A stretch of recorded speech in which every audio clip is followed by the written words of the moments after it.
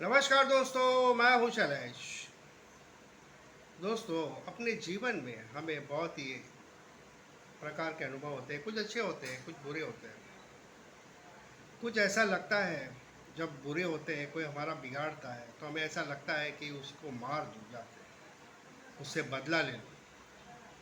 लेकिन मैं एक बात कहता हूँ, बदला लेने की भावना छोड़ दो। आप बदला मत लो, आप उसको माफ़ कर दो।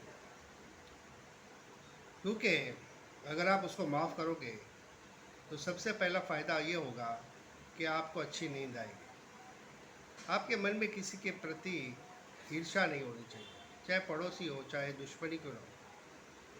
आप उसे माफ़ कर दो। आप ये समझ लो कि आपका जीवन का जो भी लेखा जोखा है वो ईश्वर के हाथ में है, वो उसके हाथ में नहीं है।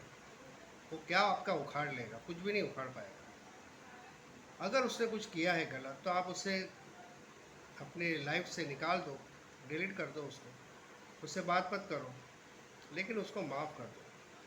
मैं जानता हूँ कि माफ़ किया जा सकता है, लेकिन भुला नहीं जा सकता। इंसान भूल नहीं सकता। किसी ने अगर धोखा दिया है तो आप उसको भूल नहीं सकते, लेकिन माफ़ ज़रूर कर सकते हैं। इसीलिए कहता हूँ, माफ़ कर दो।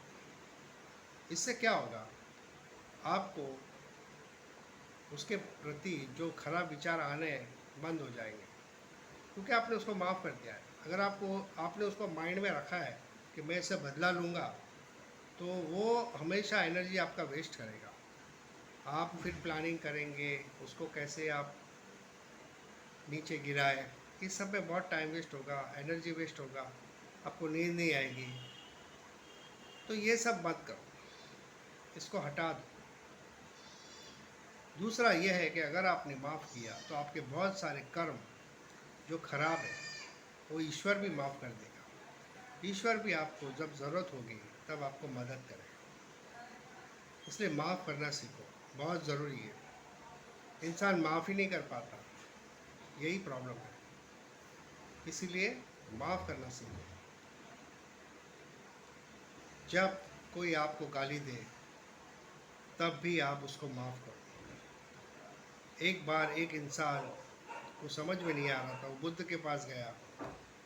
बुद्ध को वो चांटा नहीं मार सकता था, क्योंकि उसके पास बहुत सारे अनुयायी थे। उसने उस पर थूका,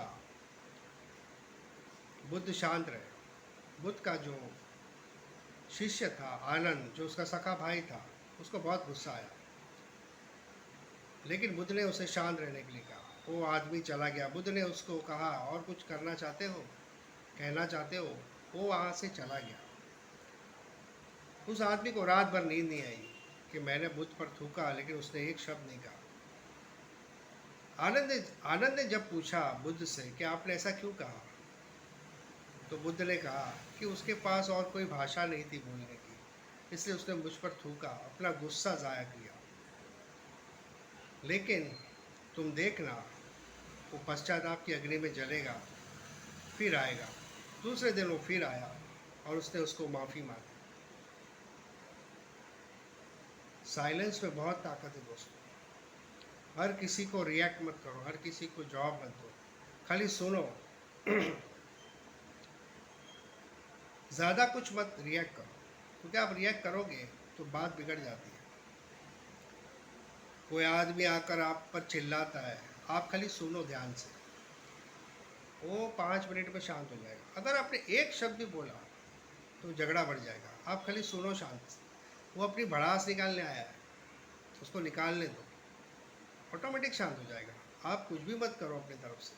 आप एक बार करके देखो, आपके घर में कोई झगड़ा कर रहा है, आप चुपचाप शांति से सुनो, सामने वाला परेशान हो जाएगा कि ये भाई साहब को क्या हो गया, ये चुप क्यों है। जब उसका गुस्सा उतर जाएगा तब खुद ब खुद वो आपके पास आएगा। आपने देखा होगा बचपन में जब माँ मारती थी हमें, फिर थोड़ी देर के बाद शांत हो जाती थी, फिर प्रेम भी तो करती थी। बस यही बात है। तो शांत रहना सीखो, गुस्सा करना बंद करो। जितना आप रिएक्ट करोगे, आपने देखा होगा बड़े बड़े सेलिब्रिटीज़ जो होते हैं वो रिएक्ट नहीं करते, क्योंकि उसके जीवन में रोज़ ऐसी घटनाएं होती है। कहाँ कहाँ वो रिएक्ट करेंगे।